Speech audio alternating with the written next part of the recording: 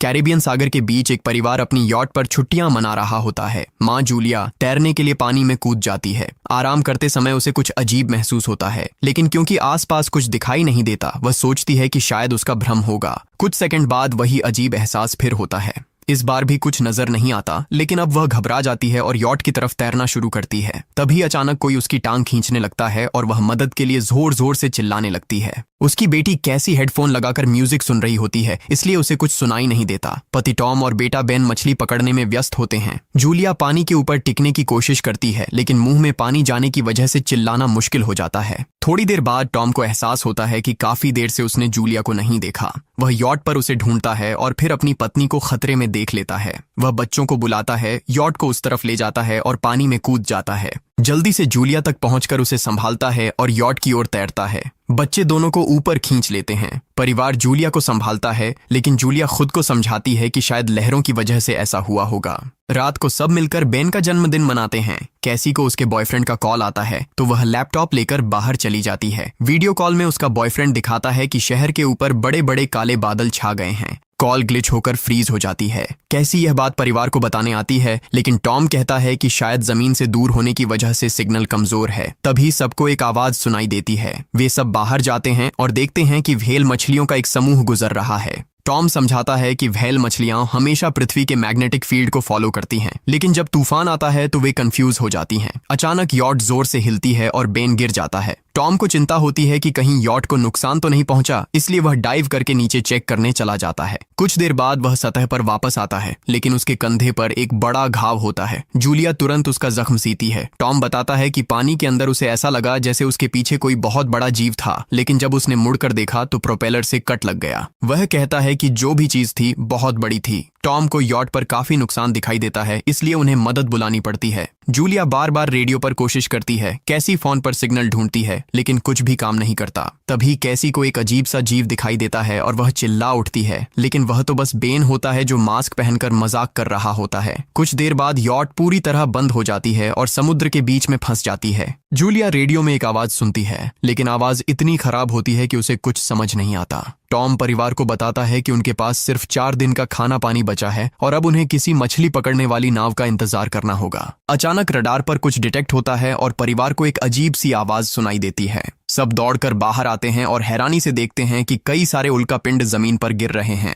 जहां जहां उल्कापिंड गिरते हैं वहां बड़े धमाके होते हैं। एक उल्कापिंड पानी में उनके पास गिरता है तो टॉम तुरंत यॉट को चलाने की कोशिश करता है। इंजन मुश्किल से चलता है, लेकिन तभी एक और उल्कापिंड उस इलाके को हिट करता है। परिवार डर के मारे एक दूसरे को कसकर पकड़ लेता है। तभी टॉम को समझ आता है कि जो आग के गोले गिर रहे हैं वे उल्कापिंड नहीं बल्कि सैटेलाइट्स हैं। उसी वक्त बेन देखता है कि यॉट से धुआं निकल रहा है। टॉम चेक करता है और कंफर्म होता है कि इंजन खराब हो गया है। हवा तेज होने लगती है तो फैमिली यॉट के अंदर छुप जाती है, बिना ये नोटिस किए कि कंपास बहुत तेजी से घूम रहा है। यॉट जोर जोर से हिलने लगती है। बेन फिर से गिर जाता है और इस बार उसे चोट भी लग जाती है। लहरें तेजी से यॉट से टकरा रही होती हैं। टॉम स्ट्रगल करके बाहर जाता है और लाइफ जैकेट्स लेकर आता है। तभी पावर चली जाती है। टॉम तुरंत पावर बॉक्स का बटन प्रेस करता है और लाइट वापस आ जाती है। उस वक्त बेन नोटिस करता है कि जूलिया की नाक से खून बह रहा है। जूलिया को चक्कर आने लगते हैं, जबकि कैसी सिंक पर जाकर उल्टी कर देती है। टॉम रेडियो ट्राई करता रहता है पर सिग्नल नहीं मिलता। अचानक एक तेज हाई पिच्ड नॉइज आती है और हवा और भी स्ट्रांग हो जाती है। जूलिया दरवाजे बंद करने की कोशिश करती है, पर एक हैच खुल जाता है और हवा खिड़कियां तोड़ने लगती है।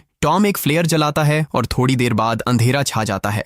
अगली सुबह फैमिली शॉक में उठती है कि वो स्टॉर्म से बच गए हैं, लेकिन यॉट आधी तबाह हो गई होती है। जब वो बाहर आते हैं तो देखते हैं कि समुद्र का पानी गायब हो गया है और यॉट अब जमीन पर अटकी है। सब ये देखकर शॉक में आ जाते हैं। कैसी सिग्नल चेक करती है पर नेटवर्क बिल्कुल डाउन होता है। बेन 2 मरे हुए केकड़ों से खेलने लगता है। टॉम कंपास चेक करता है और देखता है कि वो उल्टा हो गया है। ये आखिरी बार 7 लाख साल पहले हुआ था। कैसी को लगता है कि उसका बॉयफ्रेंड मर गया होगा और वो टूट जाती है। जब जूलिया उसे समझाने आती है तो कैसी उसे दूर कर देती है और छुपने चली जाती है। जूलिया और टॉम बची हुई सप्लाईज देखते हैं। बेन अपने बर्थडे बलून्स एक पत्थर से बांध देता है ताकि शायद कोई बचा हुआ सर्वाइवर देख ले। टॉम फिर रेडियो ट्राई करता है और इस बार एक आदमी से कनेक्शन हो जाता है। उसका नाम नाव होता है और वो एक सबमरीन का कैप्टन होता है। उसकी सबमरीन भी लैंड पर अटक गई है। वो कंफर्म करता है कि मैग्नेटिक पोल्स रिवर्स हो गए हैं, इसलिए ओशन पीछे हट गया है और जमीन डूब गई है। वो कहता है कि उसने अभी तक और सर्वाइवर्स नहीं देखे और कम्युनिकेशन सिस्टम सिस्टम्स बिल्कुल डाउन हो गए हैं। वो मजीद ये भी कहता है कि पोल्स फिर रिवर्स होंगे और शायद एक हफ्ते में समुंदर वापस आ जाएगा।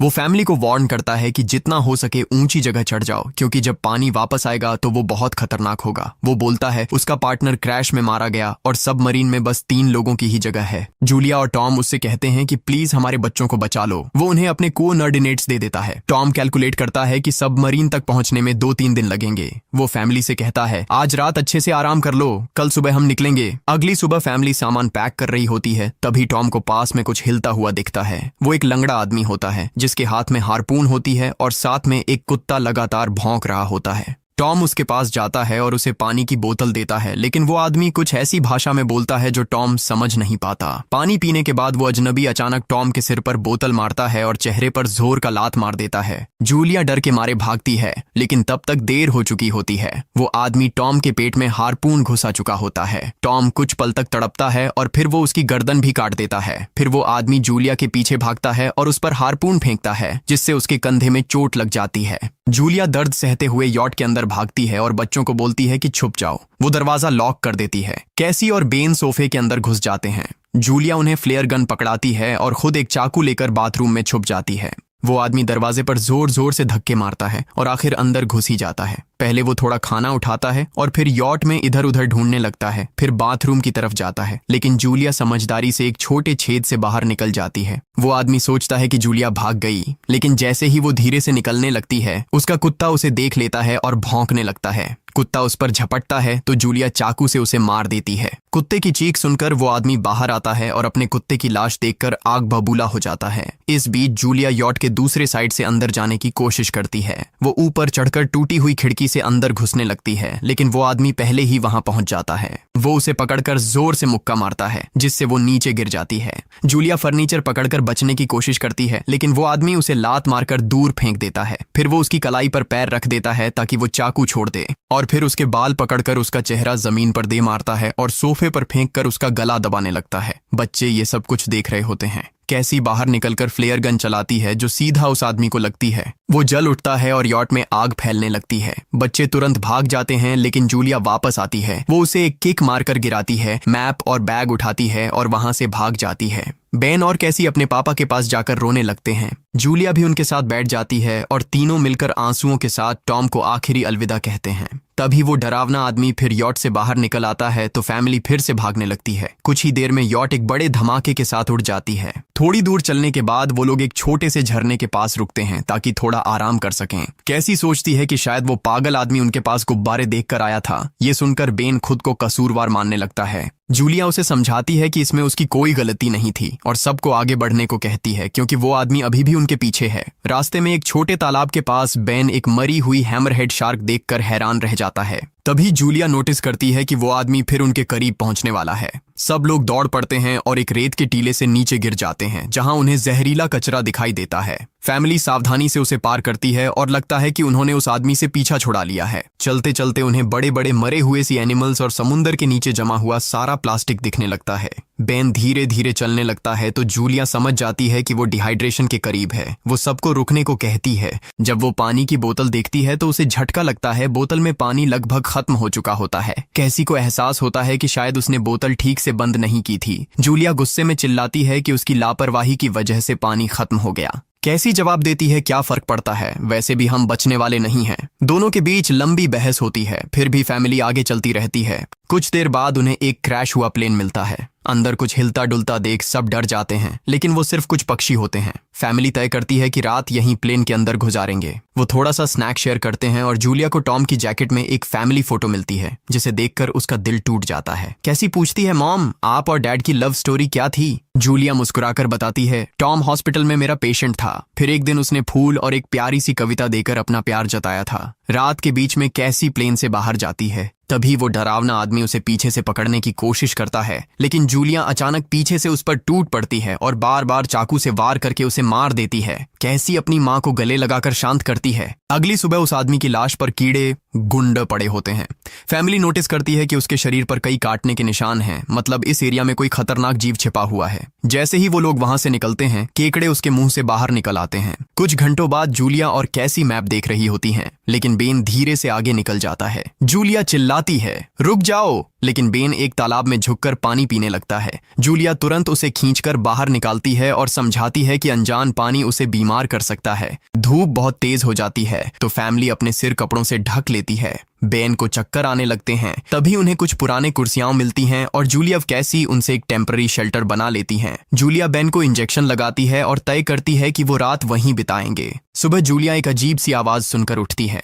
बाहर जाकर देखती है तो क्रैब्स का एक बड़ा झुंड उनकी तरफ आ रहा होता है। वो तुरंत बच्चों को उठाती है और तीनों भागना शुरू कर देते हैं। भागते भागते उन्हें एक बड़ा कार्गो शिप दिखाई देता है। वहां 3 क्रू मेंबर्स जिंदा होते हैं। एक औरत उनकी मदद करना चाहती है लेकिन बाकी 2 आदमी मना कर देते हैं और तीनों फैमिली को बाहर छोड़कर कंटेनर लॉक कर लेते हैं। क्रैब्स पास आ जाते हैं। जूलिया बच्चों को कंटेनर के ऊपर चढ़ाती है। खुद जब चढ़ने लगती है तो क्रैब्स उसके पैर को जोर से काट लेते हैं। बच्चे उसे खींचकर ऊपर चढ़ाते हैं, नहीं तो वो नीचे गिर जाती। कंटेनर के एक छेद से आधे क्रैब्स अंदर घुस जाते हैं। क्रू मेंबर्स फायरिंग शुरू करते हैं लेकिन क्रैब्स उन पर हावी हो जाते हैं और दोनों को मार डालते हैं। आखिरी आदमी छत के होल तक पहुंचता है लेकिन क्रैब्स उसे भी नीचे खींच लेते हैं और वो भी मर जाता है। जूलिया अपने जख्म पर पट्टी बांधती है और बेहोश हो जाती है। कुछ देर बाद जब वो उठती है तो खुद को रेत के तूफान के बीच अकेली पाती है। वो घबराकर बच्चों को ढूंढने लगती है। एक मरी हुई औरत का हथियार उठाती है और जोर जोर से चिल्लाती है। कैसी उसकी आवाज सुनकर लौट आती है और बताती है कि वो और बेन मदद ढूंढने गए थे लेकिन कोई नहीं मिला। फिर दोनों बेन से मिलते हैं जिसे एक खुला कंटेनर मिलता है जहां वो तूफान खत्म होने तक रुक सकते हैं। जूलिया टॉम का लाइटर निकालती है और अपने जख्म को जलाकर बंद करती है जो बेहद दर्दनाक होता है। तूफान थमने के बाद उन्हें एक और कंटेनर मिलता है जिसमें बहुत सारी पानी की बोतलें होती हैं। बॉडीज चेक करते वक्त उन्हें एक रेडियो और एक गन भी मिलती है। जूलिया नाव से संपर्क करती है और बताती है कि मैप खो गया है। इस पर नाव बताता है कि उन पर आर्थ्रोपॉड्स ने हमला किया था, वो अब इसके जीव हैं जो ऑक्सीजन की वजह से पूरी तरह पागल हो चुके हैं। अब नाव फैमिली को जल्दी करने को बोलता है क्योंकि उसके इंस्ट्रूमेंट्स ने कैलकुलेट किया है कि समुद्र उम्मीद से ज्यादा जल्दी वापस आएगा और उनके पास सिर्फ कुछ घंटे बचे हैं। वो एक फ्लेयर शूट करता है और फैमिली उस दिशा में चलना शुरू करती है। लंबी वॉक के बाद फैमिली को एक टूटा हुआ टॉयलेट मिलता है जिसमें बेन पेशाब करता है। अब वो लोग आखिरकार सबमरीन को पास ही देख लेते हैं लेकिन वहां पहुंचने के लिए उन्हें एक बड़ा चट्टानी रास्ता पार करना होगा। जैसे ही वो रास्ते से गुजरते हैं दीवारें हिलने लगती हैं और पत्थर गिरने लगते हैं जिससे एक भयानक रॉक स्लाइड हो जाता है। जूलिया तुरंत अपने बच्चों को साइड में धक्का देती है और खुद भी पीछे हट जाती है ताकि कुचली न जाए। अब एक पत्थर की दीवार उनके बीच आ गई है। जूलिया बच्चों से कहती है कि वो बिना उसके आगे बढ़ जाए लेकिन कैसी मना करती है और जोर देती है कि उसकी मां को चढ़ने की कोशिश करनी चाहिए। बहुत बहस होती है और चिल्लाने के बाद जूलिया वादा करती है कि वो बाद में अपने बच्चों को ढूंढ लेगी। मजबूर होकर कैसी अपने भाई को खींचकर आगे ले जाती है। बच्चे चट्टानी रास्ता चढ़कर सबमरीन की तरफ भागते हैं लेकिन वहां पहुंचकर देखते हैं कि नाव बाहर खून में लथपथ पड़ा है। वो समझाता है कि उसके लिए सब खत्म हो गया है और अब बच्चे सबमरीन ले सकते हैं। ये सोचकर कि एक एक्स्ट्रा जगह होगी कैसी वापस अपनी मां को ढूंढने भागती है। तभी जूलिया केकड़ों को आता देखती है और वो फायरिंग शुरू कर देती है। कुछ केकड़ों को वो मार देती है लेकिन झुंड बहुत बड़ा होता है और सबसे लड़ना मुश्किल हो जाता है। उसी वक्त कैसी दीवार के ऊपर दिखाई देती है और हाथ आगे बढ़ाती है तो जूलिया अपने घायल पैर के बावजूद तेजी से चढ़ना शुरू करती है। कैसी की मदद से वो दूसरी तरफ पहुंच जाती है और दोनों साथ में सबमरीन की तरफ भागते हैं। बेन पहले से ही ऊपर खड़ा होता है और फायर खोल देता है ताकि केकड़े डिस्टर्ब रहें जब तक फैमिली ऊपर चढ़ जाए। केकड़े नाव के शरीर तक पहुंचते ही तुरंत उसे खाने लग जाते हैं। जूलिया गन उठाती है और फायरिंग जारी रखती है जब तक बच्चे अंदर चले जाएं। जब वो सुरक्षित हो जाते हैं जूलिया समझती है कि गोलियां खत्म हो गई हैं तो वो गन केकड़ों पर फेंक देती है और अपने बच्चों के साथ अंदर चली जाती है। फैमिली हैच को अच्छे से लॉक करती है और खिड़की से केकड़ों को सबमरीन के चारों तरफ देखती है। इसी वक्त समुद्र वापस आ जाता है तो तीनों तुरंत अपनी सीटों पर बैठकर बेल्ट पहन लेते हैं और एक दूसरे का हाथ पकड़ लेते हैं। तेज लहरें सबमरीन को जोर जोर से इधर उधर फेंकना शुरू कर देती हैं जिससे जूलिया को पूरी जर्नी के विजन दिखने लगते हैं और कैसी उल्टी कर देती है। जल्दी ही वो हाई पिच आवाज वापस आती है और फैमिली बेहोश हो जाती है। कुछ देर बाद जूलिया और बच्चे होश में आते हैं और खुद को जिंदा देखकर खुश होते हैं। वो हैच अनलॉक करके बाहर निकलते हैं और देखते हैं कि लहरों ने सबमरीन को एक तबाह शहर में गिरा दिया है। यानी अब जिंदा रहने और नया जीवन शुरू करने की उम्मीद है। और यहीं पर फिल्म खत्म होती है। चैनल को सब्सक्राइब करना न भूलें और बेल आइकन जरूर दबाएं ताकि आपको ऐसे ही मजेदार वीडियो मिलते रहें। देखने के लिए धन्यवाद।